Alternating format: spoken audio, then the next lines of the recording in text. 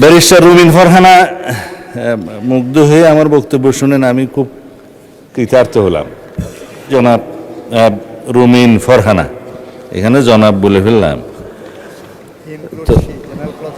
General clauses act অনুসারে আর কি, C includes হি, লয়ারদের ভাষায় আর কি। আমি মাননীয় সদস্য সিনিয়র অ্যাডভোকেট জনাব জায়নাল আবেদিনের সাথে একটু ডিফার করতে চাই। পার্লামেন্টের এই হাউসে বাইরের কোনো বিধিবিধান চলে না, এটা রুলস অফ প্রসিডিউর অনুসারে চলে। এটা সংবিধানে হাউসকে সেই ক্ষমতা দেয়া হয়েছে রুলস অফ প্রসিডিউর প্রণয়নের জন্য। এইখানে নিষেধাজ্ঞা দেয়া নাই যে কোন পোশাক পরিহিত অবস্থায় এখানে ঢুকা যাবে না বা ঢুকা যাবে। তো সুতরাং তার এভরি লিবার্টি আছে সেই ড্রেসটা বা ইয়েটা পরার জন্য। হ্যাঁ, সুপ্রিম কোর্ট জুডিশিয়ারিতে তার নিজের মতো করে রুলস প্রণয়নের অধিকার আছে, সেটা ওখানে থাকবে। But the separation of power theory অনুসারে লেজিসলেচার এবং জুডিশিয়ারি একটা আরেকটাকে ওভারল্যাপিং বা কোনো ডিকটেট করতে পারে না। তাই আমি প্র্যাকটিসিং লয়ার না, সেই জন্য আমি বোধহয় একটু জুরিসডিকশন ক্রস করে ফেললাম আর কি। তো শোভন পোশাক পরাটা ভালো, এটা অতীব শোভন পোশাক।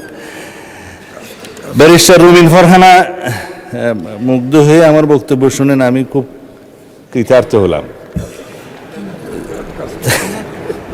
আমি আরো কৃতার্থ হতাম একটু পরে বলতেছি।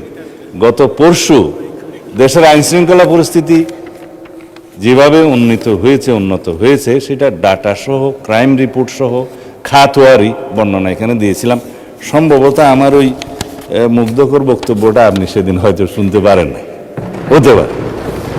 তার মধ্যে ঐতিহাসিকভাবে বিগত 10-15 বছর, স্পেশালি 2025-এর রেফারেন্স সহ আমি ডাটাগুলো উল্লেখ করেছিলাম।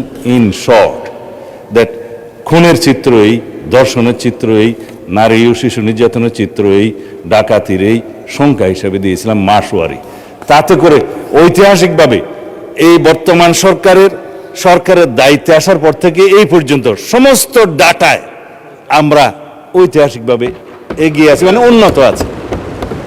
সেই ডাটাটা আমি বলেছিলাম, আমি যেটা অন রেকর্ড এখানে বলেছি, সেই ডাটাটা ডিপার্টমেন্ট থেকে একটা ক্ষেত্রে বলেছি আমরা একটু পিছিয়ে আছি।